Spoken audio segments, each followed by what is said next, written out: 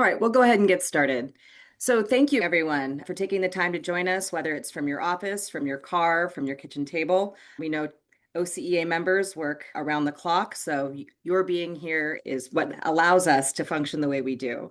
So today we are going to be going over the tentative agreement, the tentative bridge agreement that we reached with the County of Orange last week. We will be going over the elements of the bargaining session, the different variables that were at play, the different considerations that led us to reach the tentative agreement, and ultimately be making some recommendations with respect to ratification. I first want to introduce our speakers. We have Charles Barfield, CB, OCEA's General Manager, Veronica Rodarte, OCEA's Operations Manager, who also served as the lead negotiator at the table, the lead spokesperson. We will be joined by Letty Guerrero, OCEA's President, and myself. My name is Tia Grasso, and I am OCEA's General Counsel. We have a chat function, but for right now, while we go through the presentation itself, we're going to go ahead and lock that down. When we get to the Q&A session, and that'll be at approximately 35 after the hour, we will open that up to questions. But for the time being, please pay attention to the presentation because a lot of the questions that were posed in the chat during the afternoon session were actually answered in the presentation itself. So thank you for your patience in that regard.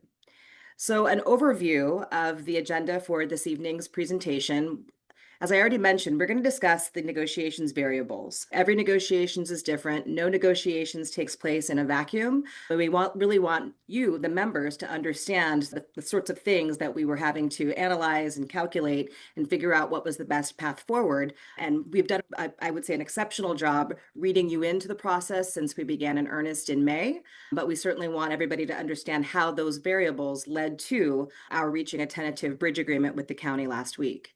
Associated with that, we want the membership to understand that there was a fight on a lot of different planes, on a lot of different directions by a lot of different personnel, stewards, directors, staff over the last year. And so we want to talk about the different elements of the fight and the different strategic ways we approached this negotiation session, especially given the variables we were up against. This will lead us to a discussion about why now, why a bridge? And we'll have an opportunity to answer all questions, those that aren't, addressed directly in the presentation, but we really want the membership to understand what differentiates or distinguishes a bridge from a long-term agreement, because that's ultimately what you'll be voting on in terms of ratification if you've not already done so. Next, our operations manager, Veronica Rodarte, will take us through the deal points. The deal points, of course, don't look exactly like those things that we initially proposed, and nor, more importantly, they don't have really any of the concessions that the county was proposing in their original in negotiations, but we will walk through each of those. Thereafter, we will get into next steps as it relates to ratification, what an accept means versus what a reject means for the membership. And as I previously stated, we will make time at the end and hopefully a significant amount of time at the end for Q&A. So with that, I want to hand it over to Charles Barfield, CB, to go over the negotiations variables and what the headwinds looked like for OCEA members and OCEA stewards, directors, and the negotiations team. Right on, Tia. Thank you. And before I jump into my slides or the slides that I'm going to walk you through, Tia already mentioned that Veronica served as our chief spokesperson and did a fine job at that. And so Veronica was the primary voice who gave your voice into the process. And so I want to commend Veronica for her role and also highlight Tia as our lead strategist and general counsel. And then the other person who was part of our team, our leadership team, was Tim Steed. And he's not on, but he certainly marshaled the communication and the beginnings of our organizing campaign. So between the three of them, between Veronica, Tia, and Tim, that was our leadership team going into the process. So as Tia mentioned, let's take a look at some of those headwinds. Every round of negotiations will take on its own unique path. And the reason for that is because you have to negotiate within the current environment and context that you're dealing with. And remember, since January of 2025, the steady drumbeat coming out of the county was these serious financial concerns. And on, I think it was January 5th of 2025, Michelle Aguirre put out that sky is falling message talking about a hiring freeze and spending constrictions. And we called it premature because the state budget had not even, the January initial state budget had not even come out. So we've been fighting this message of scarcity, and it did. It showed up in the bargaining context, and we'll get into that in just a minute. When Michelle took on the CEO position, we all knew that she was time bound to essentially the end of our contract, the end of June. And the county had attempted yet another recruitment that didn't yield any substantial candidates. So Michelle was able to keep her grip on the message around budget problems and scarcity, and we have no money. In fact, what we received and what every other union received, and more importantly, the Board of Supervisors received from her, was for every 1% of a general wage increase, it would equate to X number of layoffs. And this grip that she had on that message literally stayed in place until her last final day. And then, of course, we've seen Casey Rostenberg take over as the new CEO, and that began to shift the tone immediately. The other headwind that we were anticipating or keeping in our sights was the November election. And some of you may be saying, what does the election have to do with our contract? We made it through the primary. We got Supervisor Sarmiento reelected. That's a good thing. But Supervisor Foley now finds herself in a head-to-head race in the general election. And this one's going to be a nail biter. And so when the prospect came to us for a bridge agreement, getting it done earlier, we felt strategically that made sense because the worker friendly majority is composed of three supervisors: Sarmiento, who we just got reelected; Foley, who's in a dogfight; and then Supervisor or Chair Chafee, and he's on the way out. And we'll talk a little bit more about him in a bit. So we needed Supervisor Foley focused on this deal, not worrying about her election. Certainly, state and federal funding is still an open issue. And in various pockets around the county, depending on the funding source, some agencies and some programs hear a lot more about the threat of impending budget cuts. And then lastly is political pressure from other labor groups. And this primarily comes from our public safety unions. And AOCDS has done a fine job in the past of squeezing the Board of Supervisors. Guess what? Go back to bullet number 3, November election. And so keeping all of this in mind, all of these factors created significant roadblocks to a long-term agreement. And certainly we wanted from the beginning to have greater certainty in and around our contract, but it became clear as we started to talk with board offices directly, it was very clear that their comfort level was only going to be in a short-term deal. Now, but what would a short-term deal look like? Because what we got at the table, pop this one up, Tia, as a result of these variables since May of 2026, and I think all of you know this, the county put a 1-year contract on the table, which included zero, let me say that again, zero general wage increases, and that one economic enhancement of a one-time $1,000 lump sum payment. And they never moved off of that platform because they were listening to Michelle Aguirre. And like I said earlier, for every 1% general wage increase, they were projecting layoffs. And we knew that wasn't accurate, but she had that grip on the message. And unfortunately, that grip found its way all the way into the board offices. So, what did we do to begin to mitigate this while at the bargaining table, nothing of any substance was happening, particularly on the most important thing, which is general wage increases? Number one, we went public in Board of Supervisors meetings, and we advocated for your needs, for your families, for the fight against inflation, the fight against the market. We did that publicly, but we also did it privately. We had 2 full rounds where we met with all 5 of the supervisors in their offices to push back on the county's financial claim. And we created a 20-year history and audit of the county's budget and showed it to them so that it's not just 2025, this fiscal year, crying poor mouth. We went back 20 years.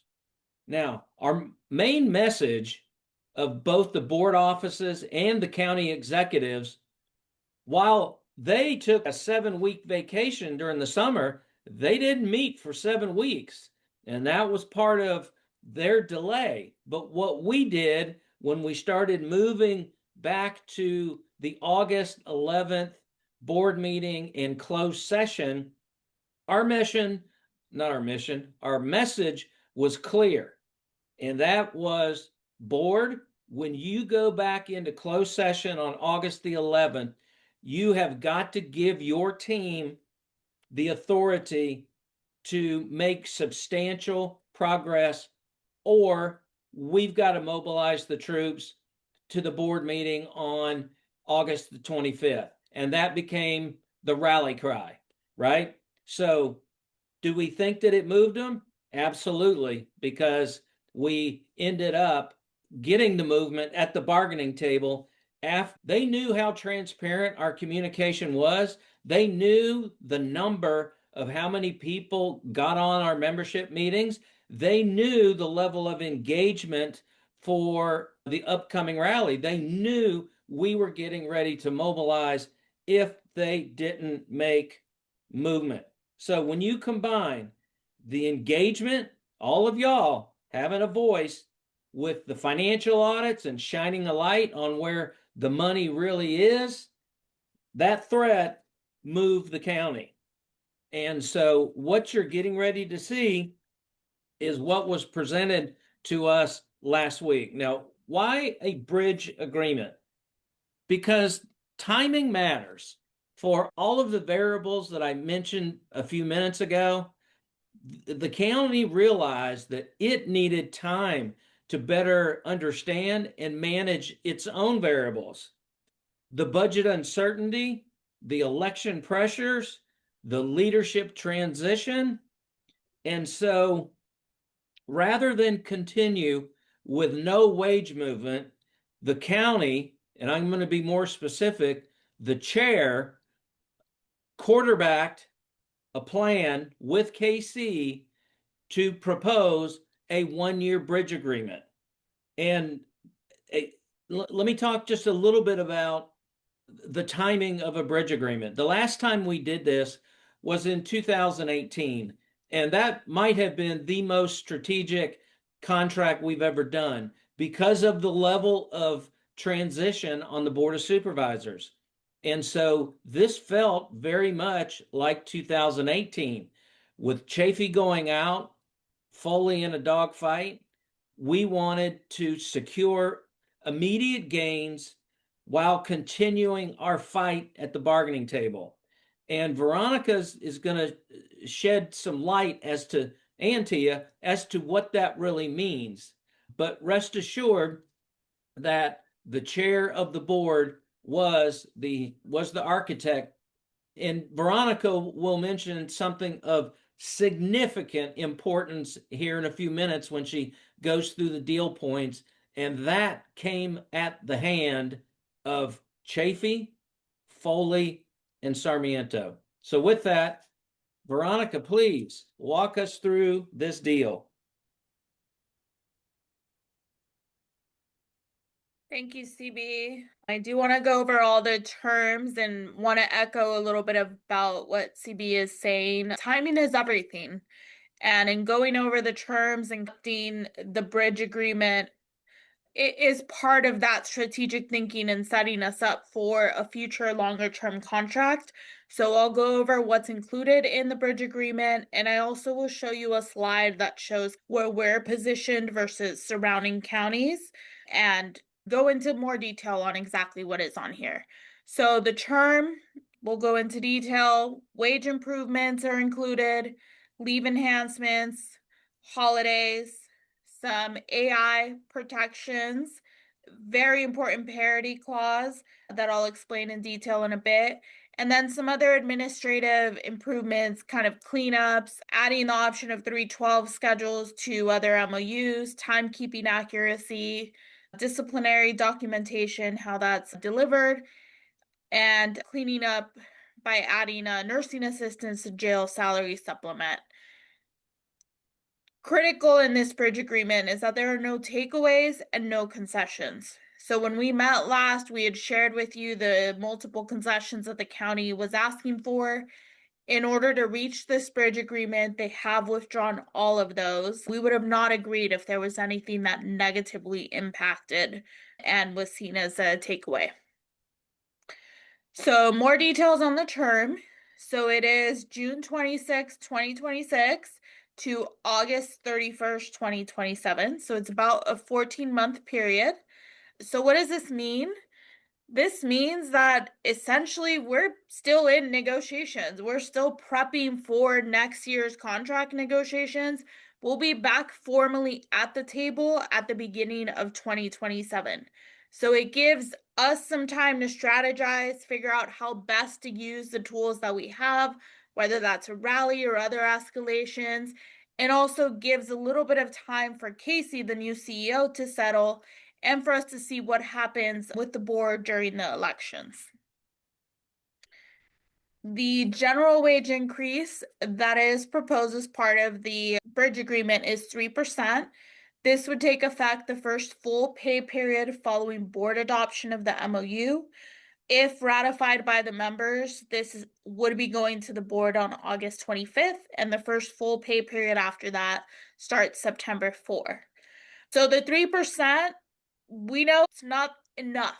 It's not what we were asking for. It's not the ideal raise, but we also know that a lot of our members are struggling and that they need money now. They need this additional increase in their pockets, whatever the expenses that they have, whether it's gas, groceries, extra utility bills.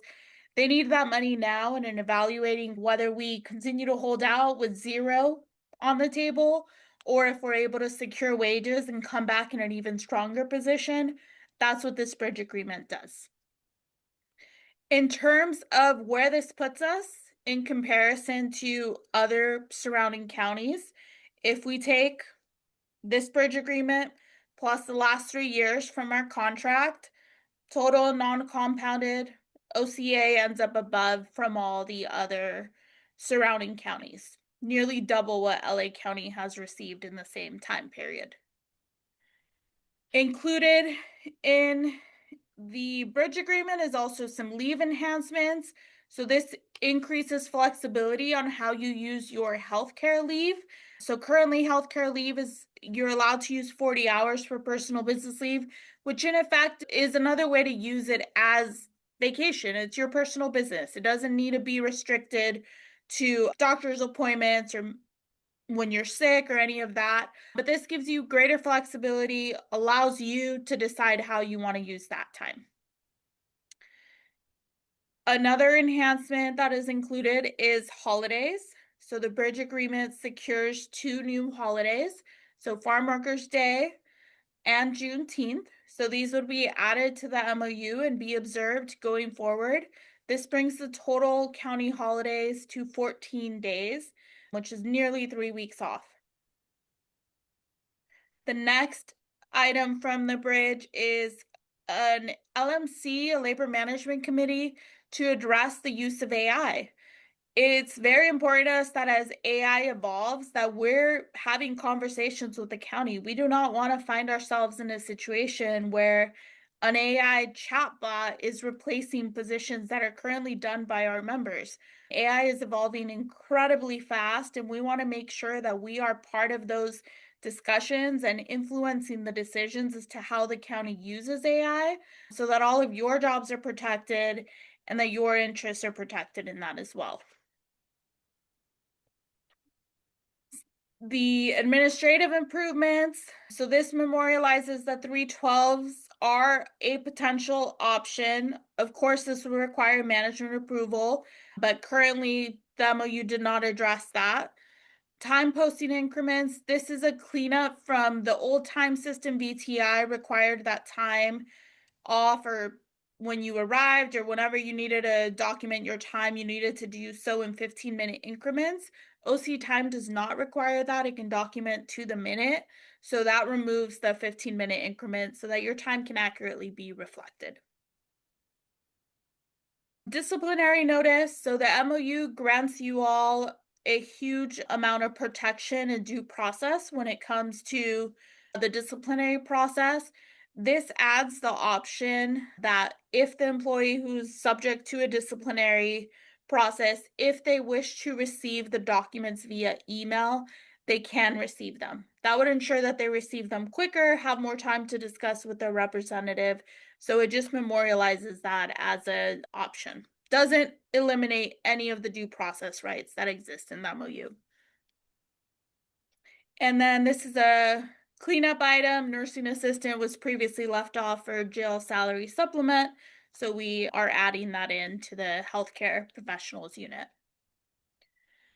And then the critical part of the bridge agreement and what really makes the bridge agreement more palatable is the parity clause protection. So what does this actually say?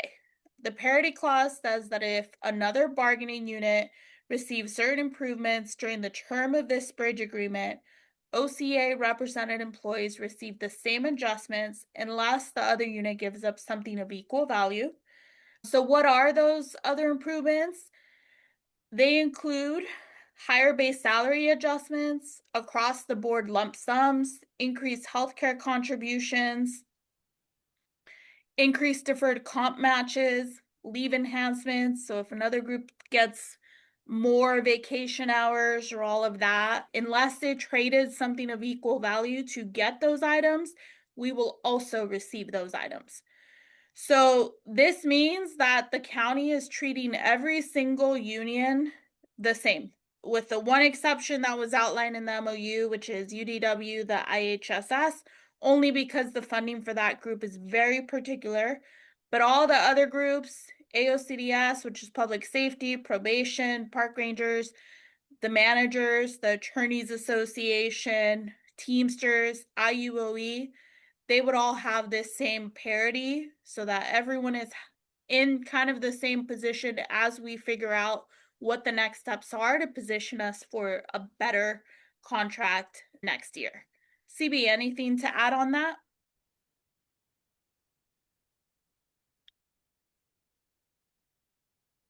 CB, you're muted. I know. There we go. It was my mouse that was giving me trouble. Yes, thank you, Veronica. And I mentioned Chair Chafee a little bit ago, and I want to take you on just a very quick historical tour. When we got Supervisor Chafee elected in 2018, he began an 8-year run about parity and treating all county workers equitably, fairly, the same. That showed up in our 2019 agreement and a lot of our 2023 agreement as well. It was very much at his hand. Veronica said it very clearly, and that a short-term bridge only makes sense when you've got protections like this. So Chafee was the architect behind it. So every union is getting the same basic framework on wages, on term, on holidays, on PBL, and on parity.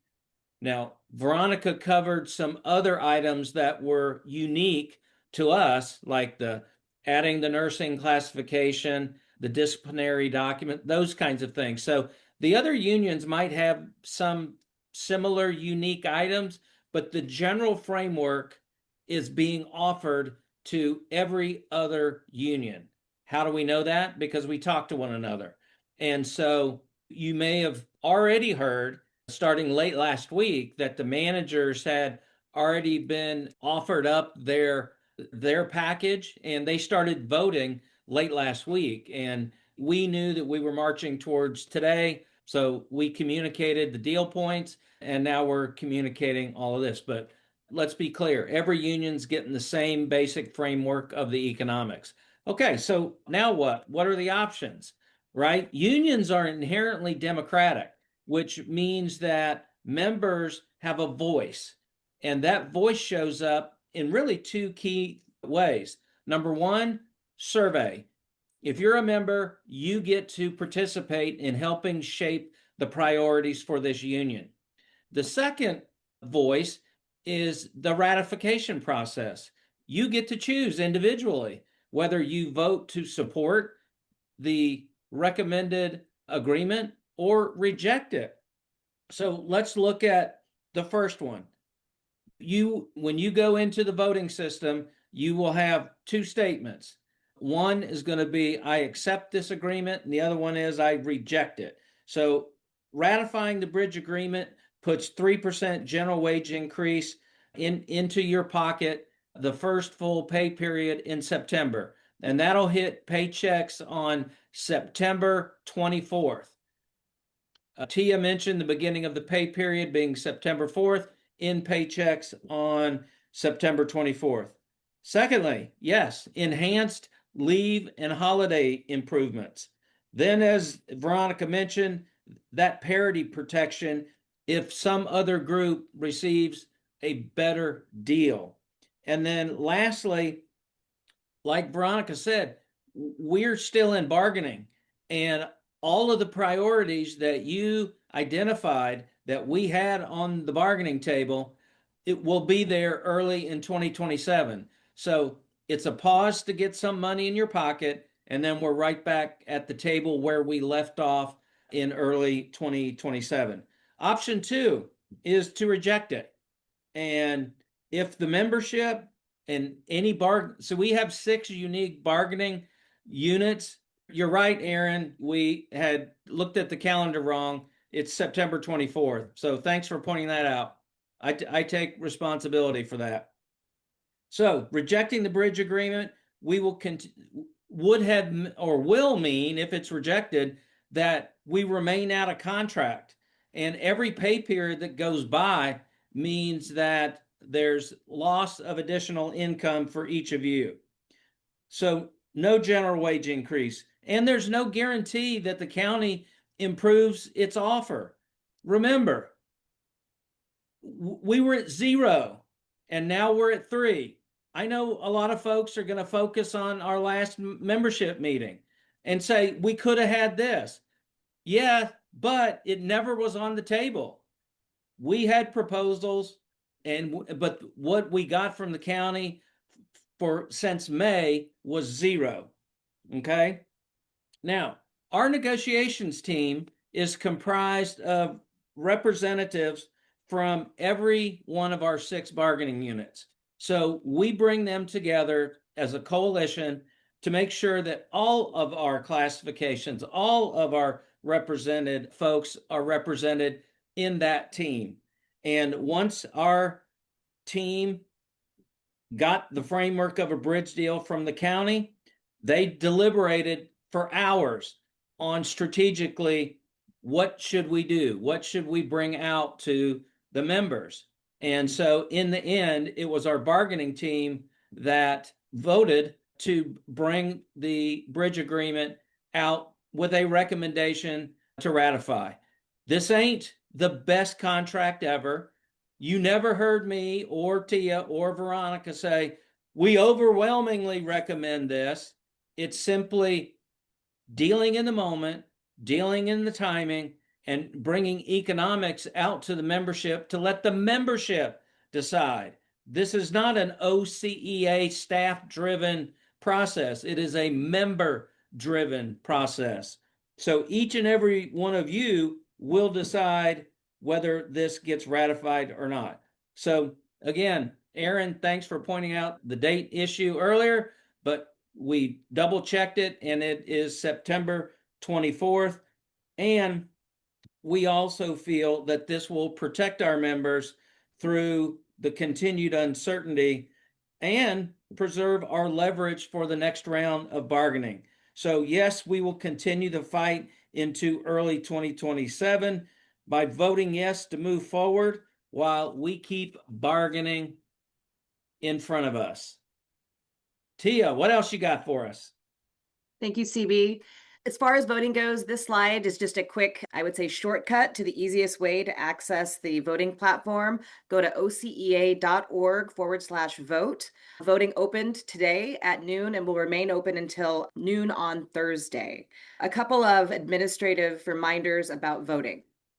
So only OCEA members can vote. So dues paying members only have access. There will be a way for and I'll get to that in a second, the third party administrator that we use to verify membership before casting a vote. Likewise, when the board of directors goes to certify the vote, they will ensure that there aren't any anomalies with respect to those who voted.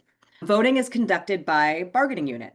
So we entered negotiations as a coalition with all 6 bargaining units, but the ratification process is each bargaining unit must cross the tape independently. So as you vote, know that you are voting as a collection within your own bargaining unit. Unit determination is done by job classification. And if you have any question about what bargaining unit you belong to, those are listed in the back of your specific MOU. The majority of votes cast is the measure. So it is the majority of votes that are cast, not the majority of all votes that could have voted. It is those who voted. If we get 50 plus 1, then that's the majority that we're looking for, and we will have achieved ratification. Big Pulse is the outside third-party administrator that we use to handle the vote. So the vote is done securely. Veronica and I and Tim don't have access. Ultimately, it's anonymous, it's secure. They do nationwide, high-profile elections. And frankly, this is probably something on the smaller end, but that's the level of security that they bring to this process. And so we have a great deal of trust in their product. Once voting closes at noon on Thursday, they will hand over I want to say a blind copy of the vote itself to the board of directors to certify. The board of directors will go through it. They have a fiduciary duty to ensure the confidentiality of the vote, and then will ultimately say yay or nay, assuming that there are no anomalies. And this is with respect to repetitive IP addresses or something else that requires further scrutiny by Big Pulse, not us.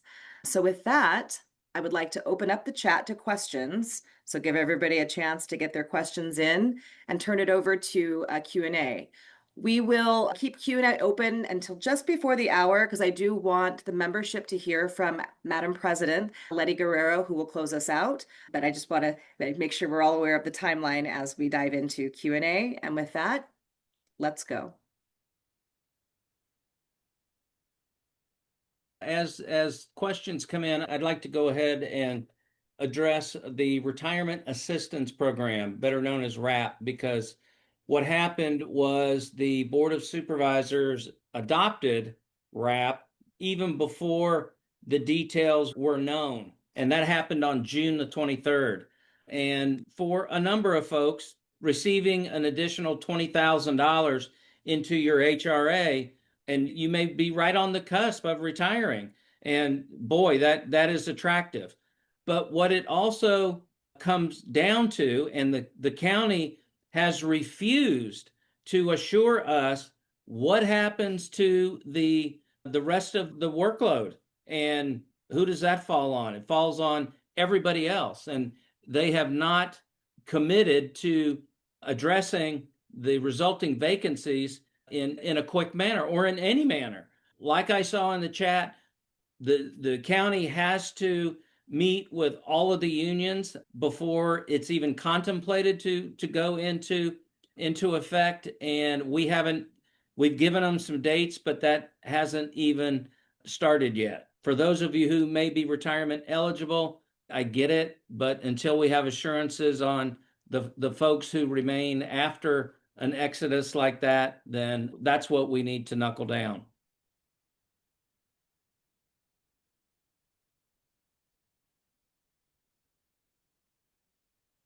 So let me address one other thing real quick.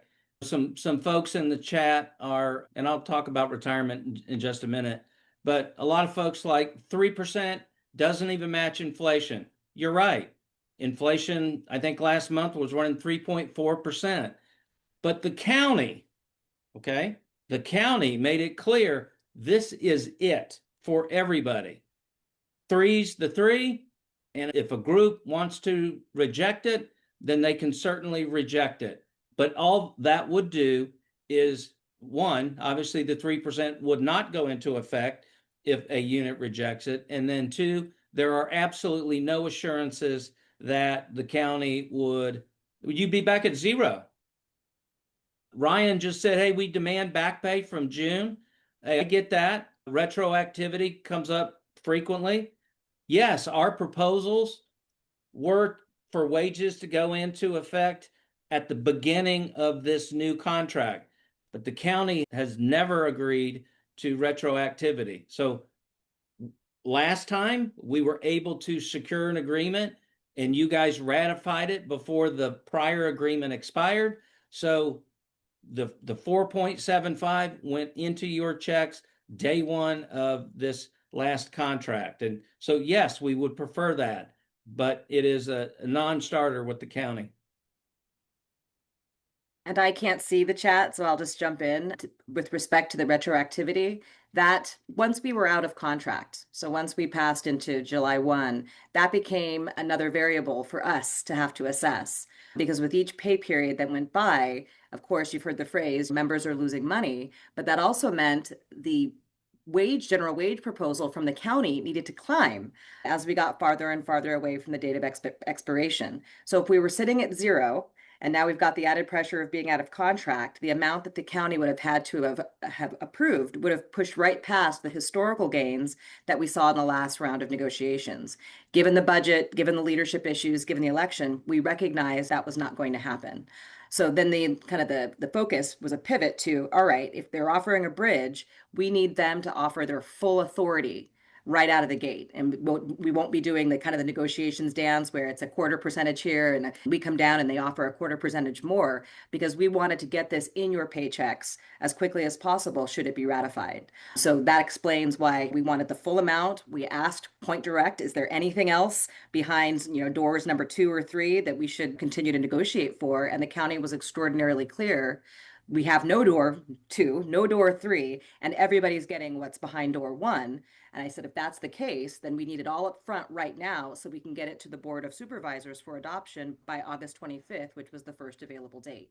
So recognizing the lack of retroactivity, recognizing that this was the full authority, absolutely assessing that there was no further fight with respect to general wages, at least for now, put us in a position to feel extraordinarily confident about the bridge agreement and gives us an opportunity to circle back when it comes to the county's finances, because that's really their point of concern, that they don't feel like they are in a position to pay for ongoing wage increases.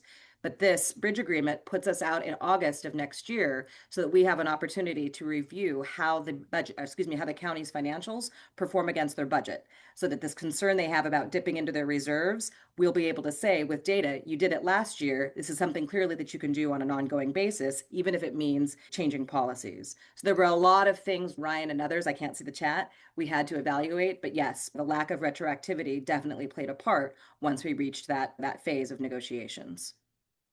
Thank you, Tia. And I want to go ahead and address the question about OCEA's dues, because I just saw somebody throw a stat in the chat that dues are already over 2% of wages, which is absolutely not true. Our base dues, and if you have opted into all 3 of our packs, that totals $15.44 a pay period. And for 26 pay periods, that's roughly a little more than $400 a year. Now, I'm not saying $400 is not insignificant. It is. The average OCEA salary is a little more than 80,000. So 400 is obviously like a 0.5% of 80,000, not over 2%. If you happen to buy up insurances and things like that, you've got those premiums coming out of your check. And oh yeah, by the way, our health and welfare premiums have not changed in 10 years. Okay, so on that front, we're doing everything we can to help you on healthcare inflation by keeping premiums level for a decade. Number two is the real question on, will my dues go up? And the short answer is yes, because our board of directors passed a policy maybe 8 years ago that when there's a negotiated increase, and in this case, if it's ratified, it would be a 3% general wage increase. Now, going back to that $80,000 average, that means that a 3% general wage increase on average is going to put 2,400 incremental wage dollars in your pocket. If you make more, it's going to be more. If you make a little less, it's going to be less. But on the average, it's $2,400. Now, if our dues and PAC go up 3%, that's 47 cents a pay period. 47 cents a pay period for a year is $12.22. So $12 versus $2,400. So I'm not skirting the issue, but I also wanted to talk about it with facts. And those are the facts when you look at the average salary. I saw a question on there about voting integrity. As we said in the presentation, voting is done through a third party, through big polls. So our membership, kind of the list is uploaded and they control the voting. We don't have access to how any individual votes. We are given the tallies, and then the executive board of OCEA certifies that vote. So we don't get to see how any individual votes. That is all done through an independent third party.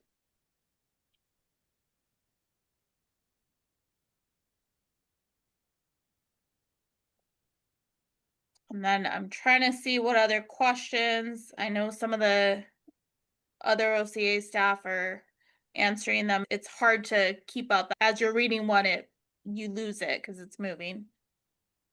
Someone is asking if this is approved, what does the negotiation timeline look like? So if this is approved, it would take effect, as we said, in your paycheck on September 24th. And then we have time to strategize how best we continue that momentum. The rally, we know that you all are ready and mobilized, and how best we use that to push towards a future contract. In the short term, that means shifting our focus to the November election to ensure that our allies are elected. We have 2 critical seats open. We need to ensure that Connor Trout and Katrina Foley are elected. So that means precinct walking, phone banking, getting out the vote, making sure that we keep labor-friendly people on there. Beyond that, we then start back up at the table in early 2027 with many of the same proposals that we already had, plus additional items that may have come up during this time. So the bargaining doesn't really stop. We just pivot to focusing on getting the right people elected, and then coming back in that stronger position, knowing that we have the ability to rally, the ability to escalate in our back pocket, and knowing that the county also knows that we would be willing to do that you all would be willing to do that. So we think that the short term gets you money now, gives Casey some time to figure out kind of everything within the county's budget and all that's going on. But truly, from speaking to the Board of Supervisors, from asking at the table, this is as far as they're willing to go for the time period right now. So that's why we need to be responsible to you all and bring you what they're offering so that you can make an informed decision as to whether you want to accept this or not. And another question that I wanted to address from Andrea, sorry if I mispronounced your name, but question was, did OCEA agree to this because ACMA had already agreed to it? And in fact, it's actually the opposite, because the way things happened last Wednesday, ACMA was negotiating in the morning, we were negotiating in the afternoon, and the county was not prepared to put anything in writing to ACMA in the morning because they had just been given the direction from the Board of Supervisors Tuesday afternoon. So by the time that we met on Wednesday afternoon, everything was in writing, and our bargaining team, okay, it's not OCEA, it's our bargaining team, ended up reaching a tentative agreement with the county before ACMA did. ACMA was able to push out the similar deal points, and then they started their voting late last week. I don't have any idea what their voting timeline is. Our timeline is what it is because these deal points will be posted online for the Board of Supervisors. It's one of their policies. They have to post it for a period of 7 days before they can consider adopting it. And so the reason our voting is through Thursday is so that if it's rejected, then we would have time to notify the county and they would pull it off the agenda on Friday. And so that's why our voting window is what it is. So it's really designed to meet, one, the Board of Supervisors timeline, but more importantly, in order for it, if it's ratified, then on the August 25th date, it'll come up for adoption with the board, and that's the soonest that it can be adopted, and then the soonest that it can go into effect and be in your paychecks.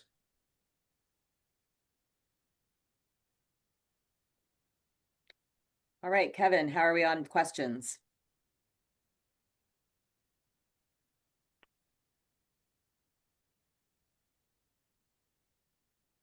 Sorry, I was muted. And Jim, let me address Jimmy real quick.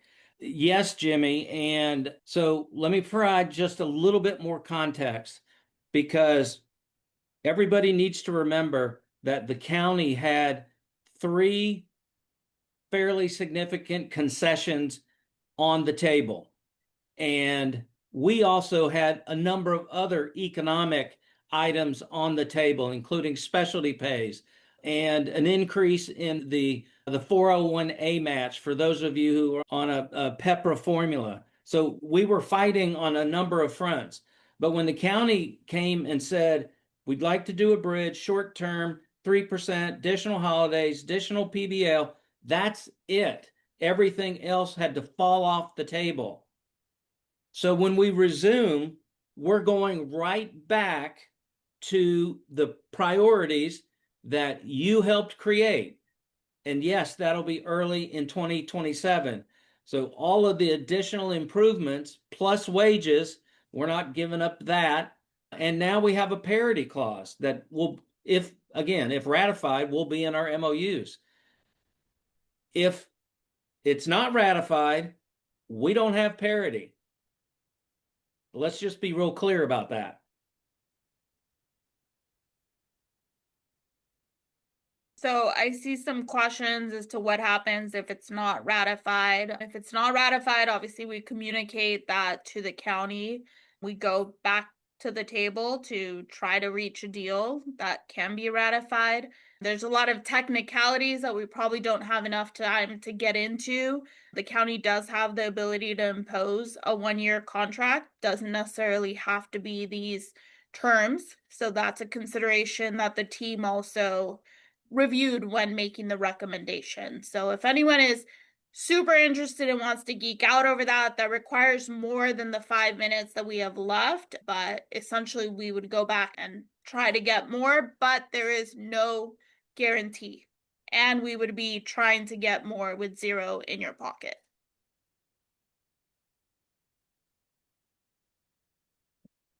And the other thing, if you have a question that we didn't get to, info@oca.org, please feel free to drop your question in. We will get back to you and address that. So in the last few minutes, we should probably call on our number one steward to come in, bring us home. So, Madam President, Letty Guerrero, please bring us home.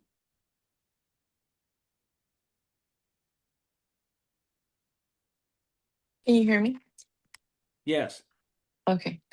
Hello, everyone. Thanks for joining us. I know some of you are doing this or joining us after a long day of work. Some of you are doing this through a break and lunch. We greatly appreciate you. As a county employee and a peer, I'm very honored to have you join us tonight.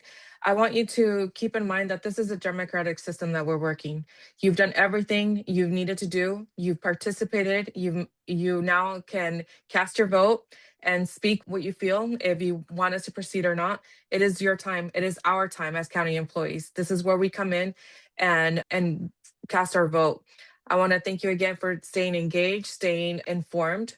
And if you have any questions, please contact OCEA at info@oca.org. Again, thank you so much. Let's stay together. This is how we make unions work, is we need to be together in unison, in solidarity. Thank you so much. Have a good one. Thank you, Madam President. So at this time, and barring some administrative question that we have dangling before we can end the Zoom, I think we are ready to adjourn. Thank you, Tia.